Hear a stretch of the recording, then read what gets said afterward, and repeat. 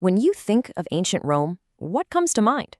For me, it's this incredible story of a single city that grew into an empire dominating the entire known world. And at the very heart of that story, you'll find its military leaders. So let's dig into how they actually pulled off that kind of dominance. I mean, seriously, think about that question. How did they do it? Was it some kind of secret weapon? A political master plan? A booming economy? Well, the real answer is actually a lot simpler and way more dramatic than all that. Yep, that's it. So much of Rome's rise, its glory, and even its eventual collapse can be seen through the stories of the men who led its armies, their ambition, their genius, and, let's be honest, their absolute ruthlessness. Okay, so to really get these generals, we first have to understand the epic scale we're talking about here. Roman warfare wasn't just a few key battles. It was a relentless, centuries-long engine of conquest. Just look at this timeline. From the moment the Republic was born, through the brutal civil wars that tore it down, all the way to the absolute peak of the empire, war was the one constant. It was the engine that powered everything. Now, it's really easy for us to look back and think that Roman victory was just inevitable. But you have to remember, for the people on the ground, the soldiers and the generals, it felt anything but certain.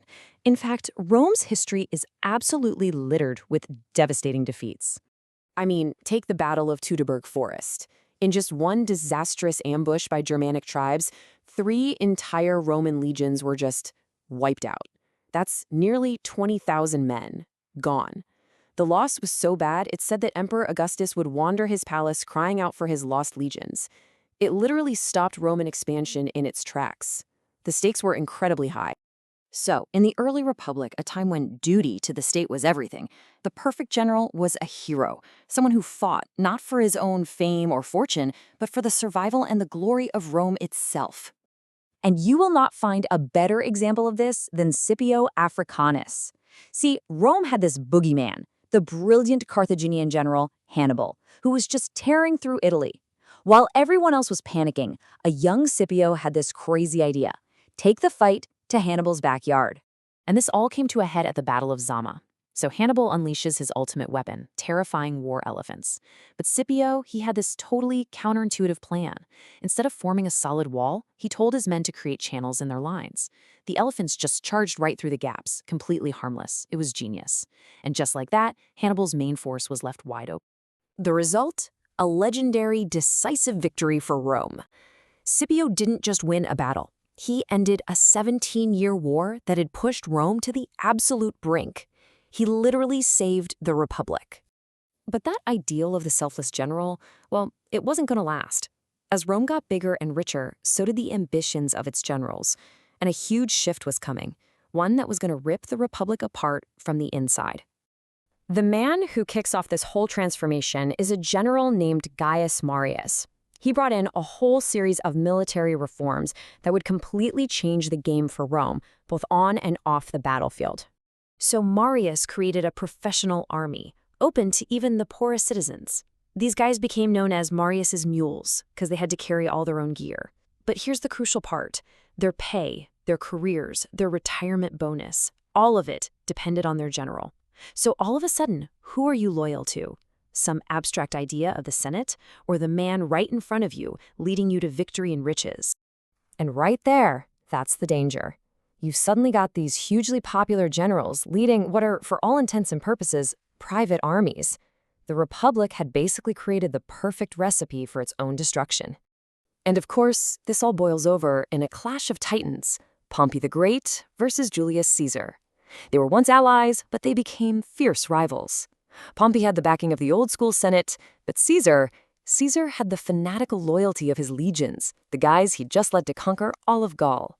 It was a showdown for the very soul of Rome. In 49 BCE, Caesar made his move. He defied the Senate, crossed the Rubicon River with his army, and marched straight for Rome. This was an act of pure rebellion. There was no turning back. Civil war was here. And Caesar won. He was the ultimate product of that system Marius created. He became the most powerful man in the world and, in the process, killed the Republic. But that kind of absolute power made a lot of people nervous. Fearing he'd become a king, a group of senators assassinated him, proving that even the greatest general wasn't immortal. So, the Republic is dead, the emperors are in charge, and now the job of a Roman general changes again. The big internal fights were mostly over. It was time to look outward. The new mission was twofold: push the empire's borders farther than ever before, and just as important, bring the conquered people into the fold. This process was called Romanization, building roads, establishing Roman customs, and basically making new territories truly Roman. And a perfect example of this new kind of general is a guy named Agricola. Sure, he conquered Britain, but look at what else he did. He built the infrastructure, roads, forts. He encouraged Roman culture in the new towns. He even had his fleet sail all the way around Britain just to prove it was an island. He was a conqueror, yeah, but he was also a builder. But then you had guys like Drusus. He represented something else: Rome's bottomless, relentless ambition.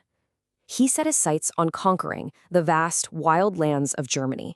Drusus went farther into Germania than any Roman before him. He was a rising star, but his story is also a warning. At the absolute height of his success, only 29 years old, he just fell off his horse and died. It's a stark reminder that the frontier was dangerous and that even for Rome, there were limits. So when we look back, we see this incredible duality. You have the general as the selfless hero, the protector of Rome, and then you have the general as the ambitious warlord whose power could literally break the state. It's like two sides of the same very powerful coin. And that leaves us with this huge question, one that echoes all the way from ancient Rome to today. The story of these generals shows they could build an empire, but they could also tear down a republic. It forces us to ask, is that just the unavoidable nature of power and greatness?